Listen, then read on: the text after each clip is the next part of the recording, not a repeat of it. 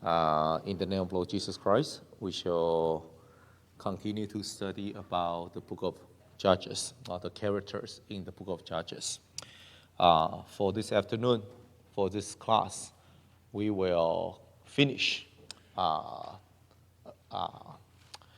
will wrap up the teaching about Gideon. Well, this is lesson number 7. So, according to the schedule, we have one more session on Monday, and one more session on Sunday. That means that on Sunday, we need to cover. Anyway, it's not going to happen, but so we spent 3 classes plus 1 prayer session to talk about the life of Gideon. Indeed, the life of Gideon is a legend. It's legendary. Okay? From the very beginning, he was just a young man from a small family. He was just an ordinary person, no different than other young men in his generation. Came from a small family, just a little potato in Israel. However,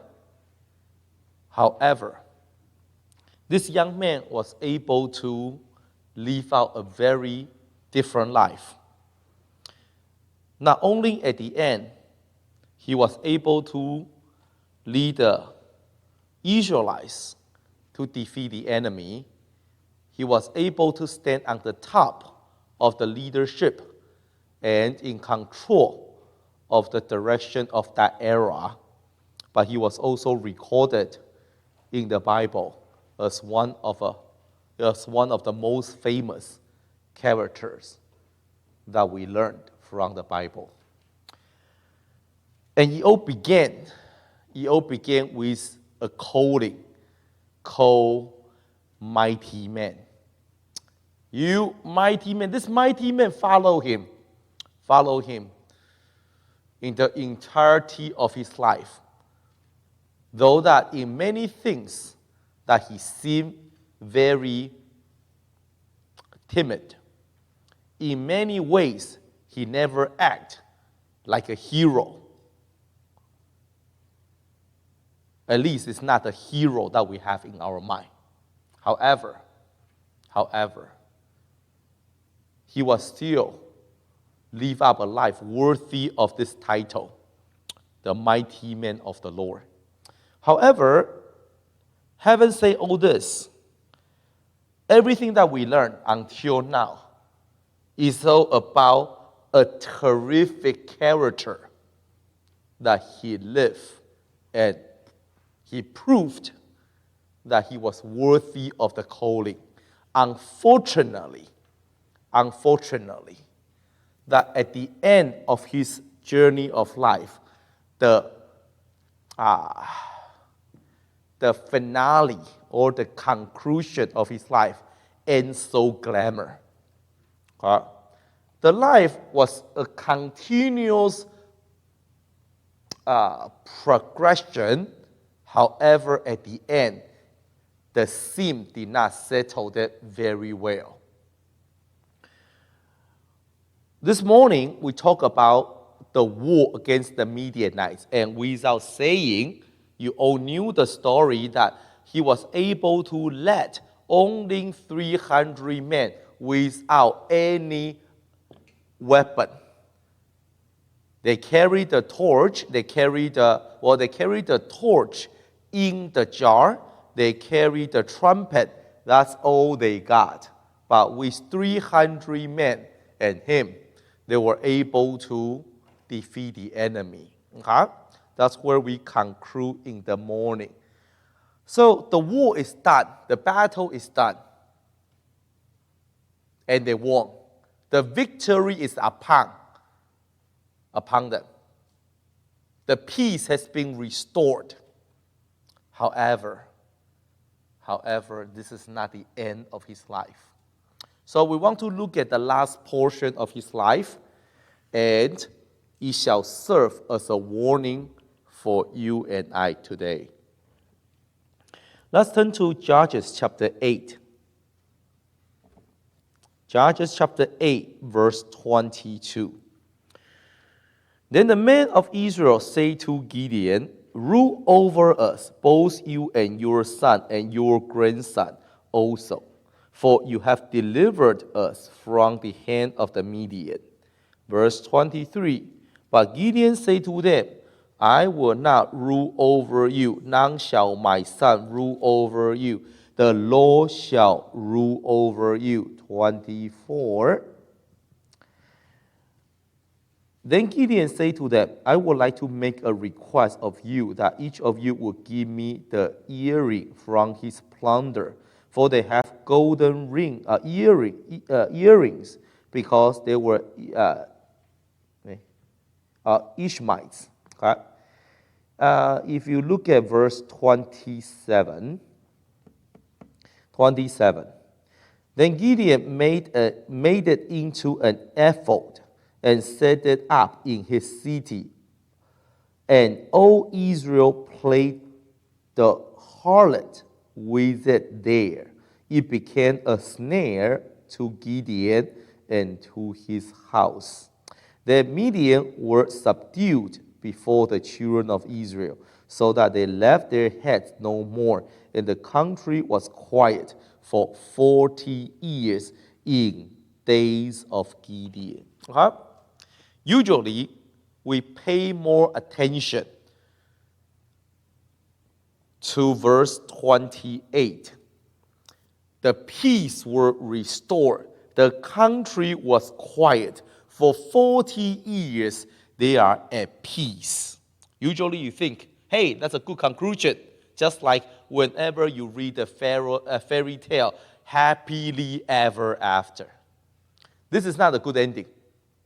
Usually when you talk, you know that every time when you read, the enemy were subdued and they received the peace and quiet for 40 years. Usually we think, okay, now they happily ever after. Now this is a good ending. It is not. It is not a good ending.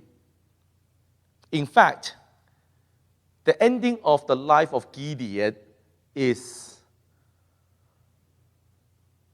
a falling mistake.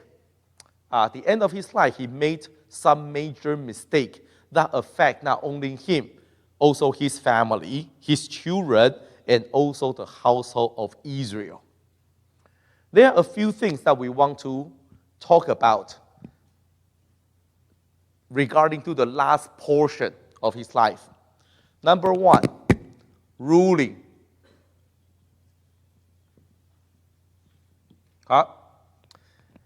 After Gideon defeated the enemy, as the new hero, as the leader of the army, as the figure, the iconic figure of Israel, people come and say, Gideon, you, your son, your grandson shall rule over us. And Gideon said, no.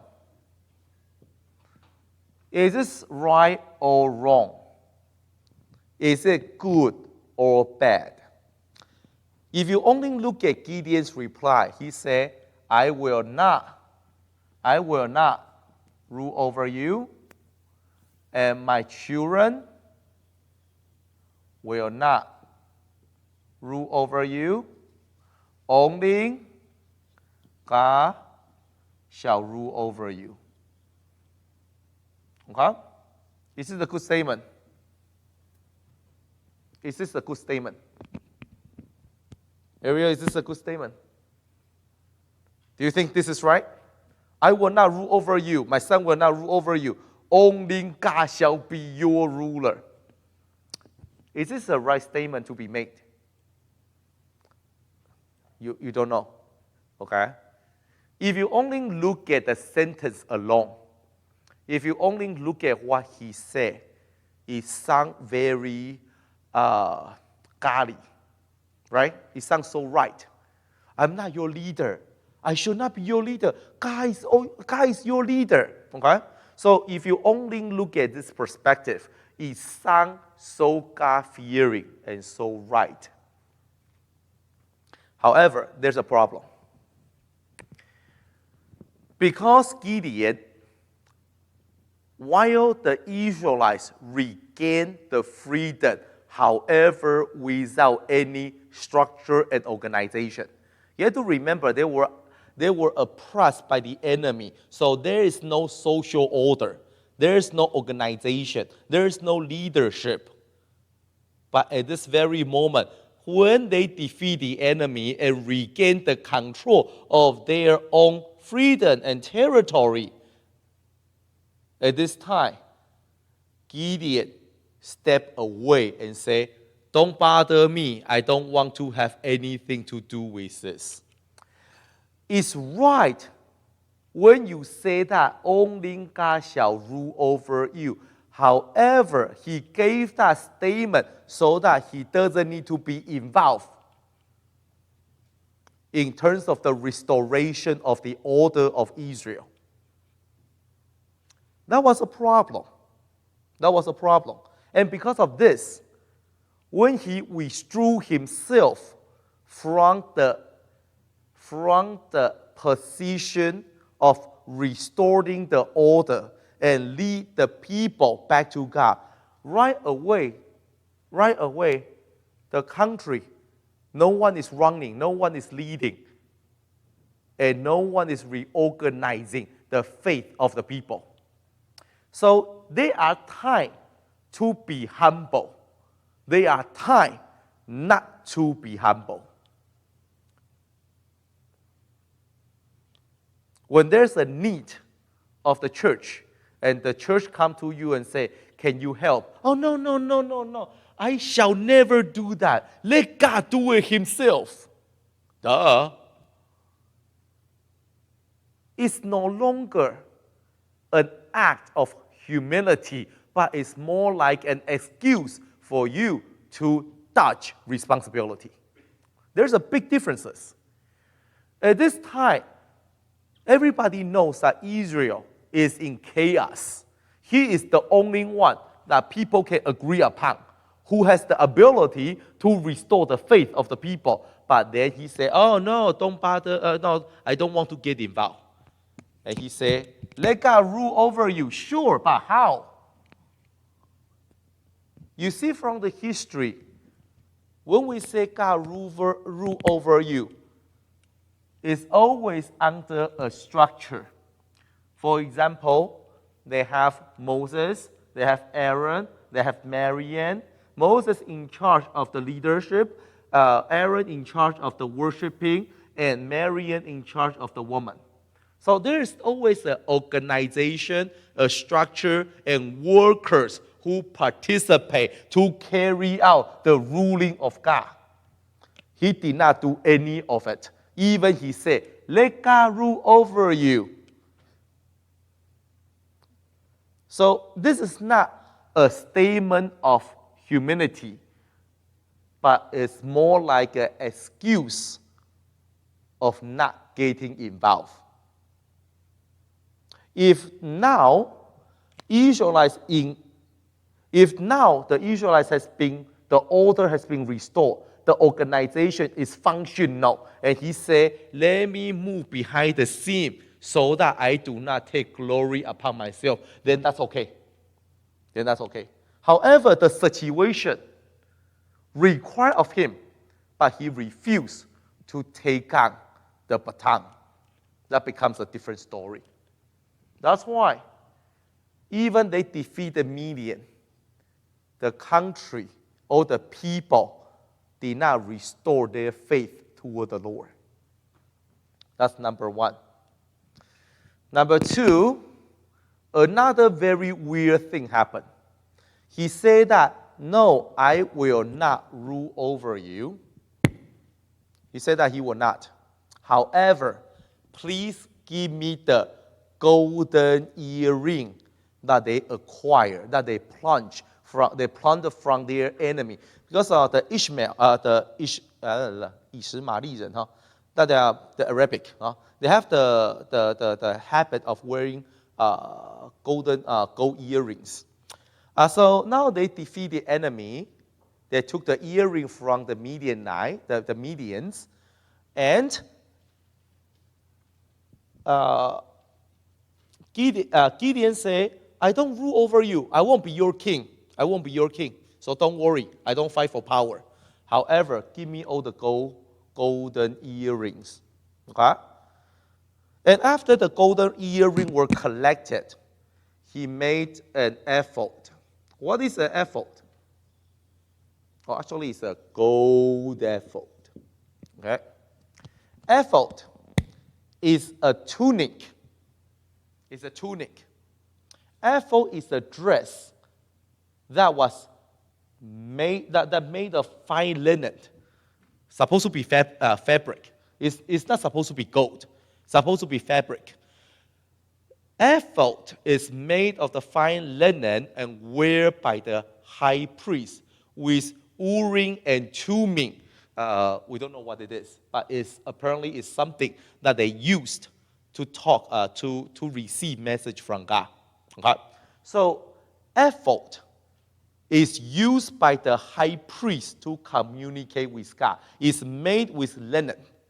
However, in here, we see that Gideon collected gold and made the only gold ephod ever in the history. Not only that, here says that he stored it, he set it up in his hometown. Why? You have to remember, this thing is reserved for who? For the high priest. Only high priest can wear this. But he made one for his own hometown. It's a very weird thing that he did.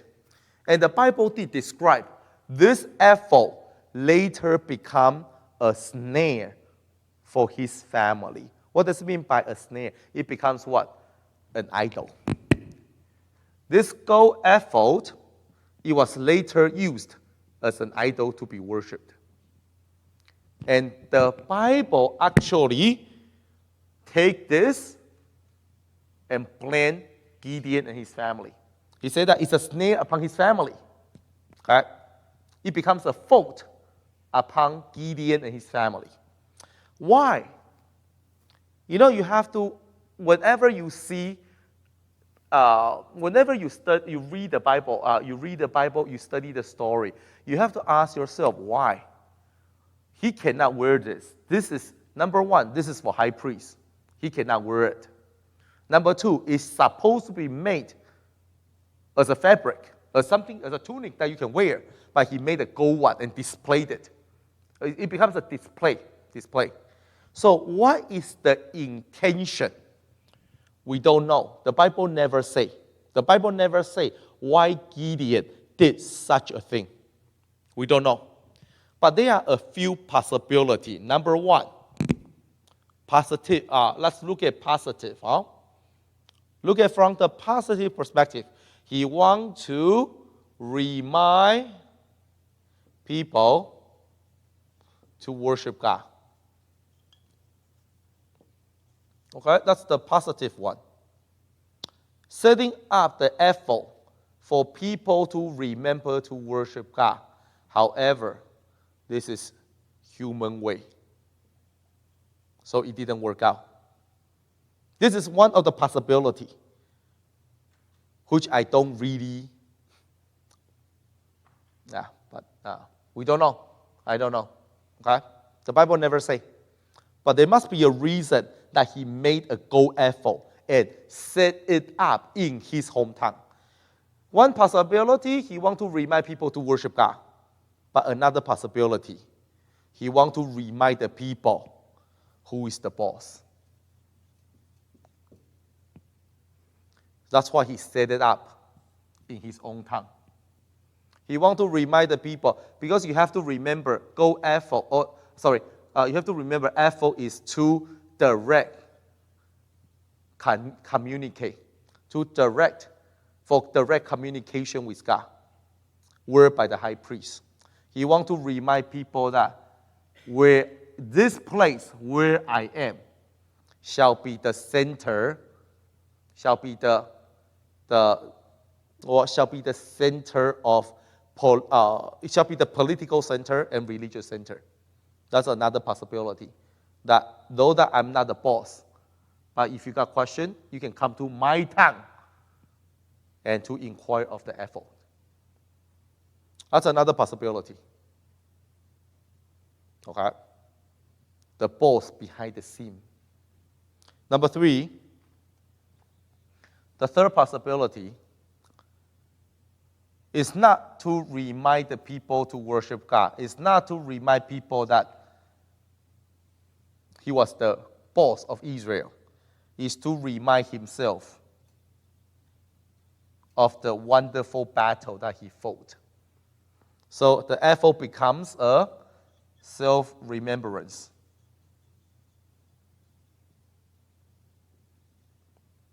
Okay? So he did something very weird by making this effort and place in his own tongue. And it's gold, it's effort, so later people use it as an idol. And that really trapped Gideon's descendants into the sin of idol worshiping. Because it's in the tongue. So who is leading the idol worshiping? Gideon's children. Okay? That's why the Bible says that it becomes a snare. A snare. The third problem. No more room. Erase it. Okay? The third problem that we see, after the war, they regained peace. And what happened to Gideon? Let's turn to chapter 8 and verse 29. Verse 29. Then Jerubbaal, the son of Joash, went and dwelt in his own house. 30. Gideon had 70 sons who were his own offspring, for he had many wives. And his concubine, who was in Shechem, also brought him a son, whose name he called Abimelech. Now Gideon, the son of Joash, died of a good old age, and was buried in the tomb of Joash his father, in Ophrah of the Okay. If you look at here, perhaps that tells you something about this part. He said, I will not rule over you. He built a golden ephod, and the next thing that we know, he enjoyed his life at home. He's a 宅男, no? Stay at home with many wives. Huh? So, one of the reasons that we see in here, apparently that Gideon, unlike many other people, he is not interesting. He's not interested in political power. Okay? He is not interested out there and play politics with people, gaining the power, the authority, have people crown him king. Okay? He's not into those. He likes to stay at home. Okay? He's a man who enjoys to stay at home and not going out much. Okay? As we said earlier, from the very beginning, he was just a simple young farmer. Okay? So dominating the world is never in his agenda. He's not into it. No ambition. Little ambition, no ambition. That's why he said, I will not rule over you. I won't be the king. Too much trouble.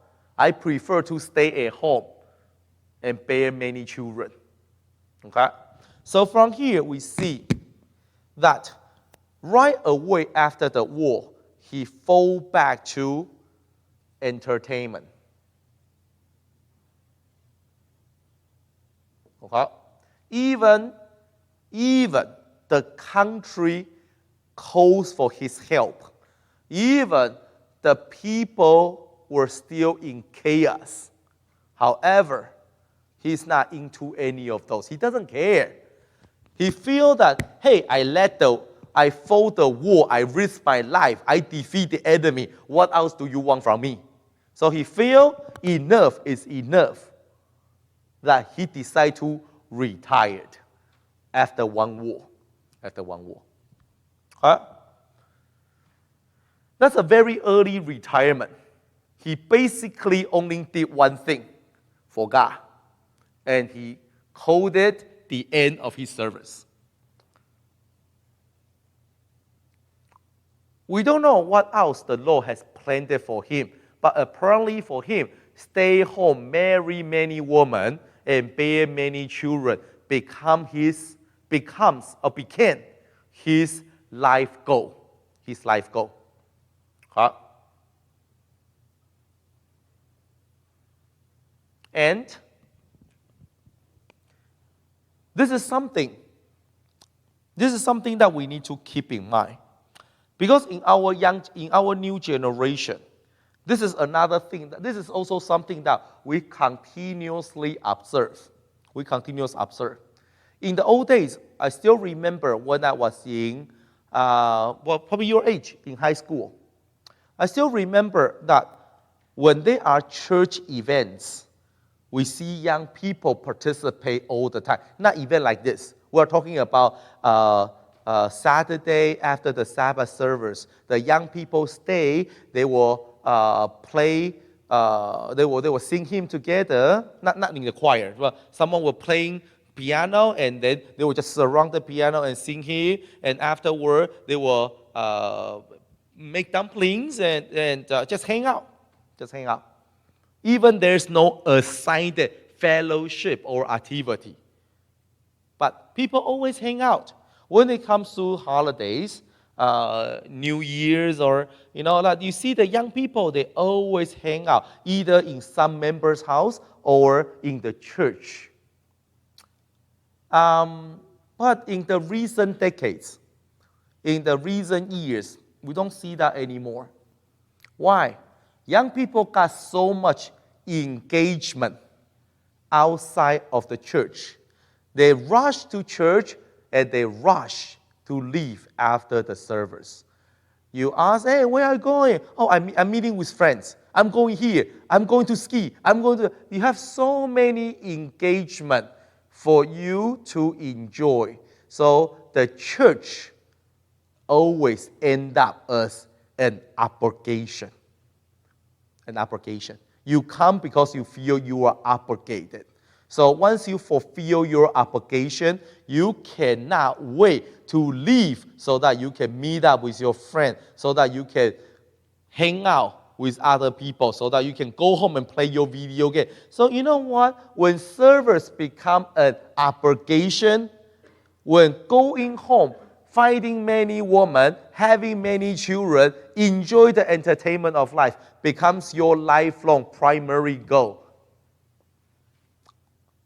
then you drift away further and further from God without knowing it. You might still convince yourself, hey, but I still stay for the service.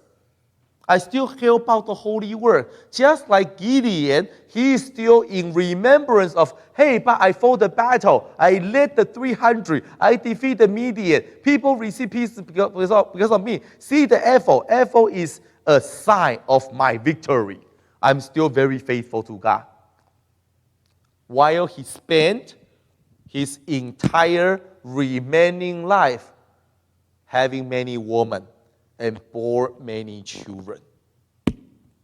I'm not saying you should not or you cannot have friends or activities outside the church. However, if you examine your schedule, if you examine your appointment, if you examine your life plan, you might realize that the church has very little attraction to you because you cannot wait to go home. Go home could be literally stay at home, play video game, watch a movie. Go home could be leaving the church and cannot wait to meet your friend because you guys are hanging out. So at the end, church event, church fellowship, or church, the gathering moment, you see always the same few youth that show up. What happened to the rest? Hey, I got other engagements. It's your choice. Okay? You can, I mean, I'm not saying those are wrong, but proportion. Is this everything that you want? Is this everything that you care about? It is everything that Gideon cared about after the war. I think that one war totally wore him out. He feel that, hey, I'm done. I did more than other people already. I'm done. So he feel that he has all the right in the world to stay at home and do whatever he wants. Is attending service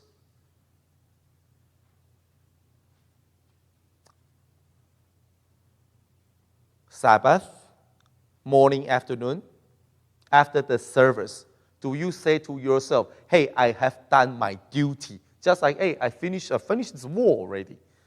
Is this enough? Is this for you? For you? Do you say to yourself, hey, but I did morning and afternoon service, and I also teach the RE. Okay? I did my part. I did my portion. Okay? So, it's something for you to, this is your own thing. Okay? Nothing to do with, it's something that you need to figure out.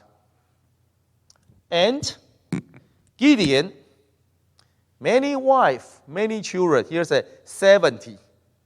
70 children from him. What is the result? What is the result? When you have many wives, not only many wives, the Bible uses another word, concubine. Why would the Bible use wives and concubine? Did you realize that? Did you realize that the Bible in verse 30 say he has many wives? 31, his concubine. Wife and concubine, is that the same thing? Wife is different than concubine. The Bible used not only the word wife, but specifically mentioned he also got concubine. So apparently that someone is unable to control. He go way beyond. And because of that, the Bible says that concubine, now you have another person named Abimelech. This Abimelech, who end up kill everybody. In chapter 9, Abimelech set up a plot and killed all the sons of Gideon, except one who fled. All the sons were killed except one who were preserved. The household, many wives, many children, ended as a family tragedy. Okay?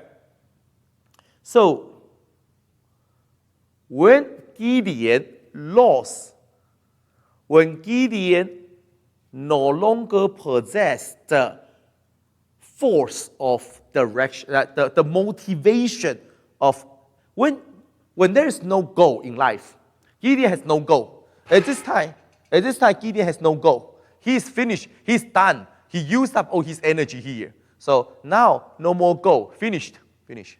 So when you have no goal, you do not have any motivation to march forward, let alone rely on God. So when your goal in life is many wives, many women, many children, it's not about God, it's not about the Israel. At the end, this is what you see. Okay? So, unfortunately, Gideon, though that he lived a terrific life, that the Lord brought him out of the dust. He was just a nobody. But the Lord pulled him out of the dust and granted him an amazing life. However, at the end, he ruined everything himself. His children were killed. Effort were used as an idol worshiping. Her hometown, that his town, become the center of idol. And family ruined. Unfortunately, when you follow and give in to the desire and lust, you harvest ruin and regrets. Okay? So, anyway, we will wrap up in here. Before we conclude with a silent prayer, there's one thing that I want to emphasize again. There are times to step back, but there are times to stand firm in that position. There are times to turn down the kingship, but there are times to bite your teeth and inherit the crown. Hope you understand what I'm saying. It's never about whether you like it or not. It's always about if the house of the Lord has a need of you or not. The crown, being the king of Israel, the crown is not a sign of glory at this moment, but is more like a heavy duty, a heavy burden of responsibility. So inheriting the crown is not a sign of proud, but a sign of responsible. So just because you are asked to inherit the crown, to take on the crown, to take on certain duty, do not just jump and say, oh no, I need to be humble. There are times to be humble. There are also times to be courageous. Hope you understand my point. Let's all pray in silence.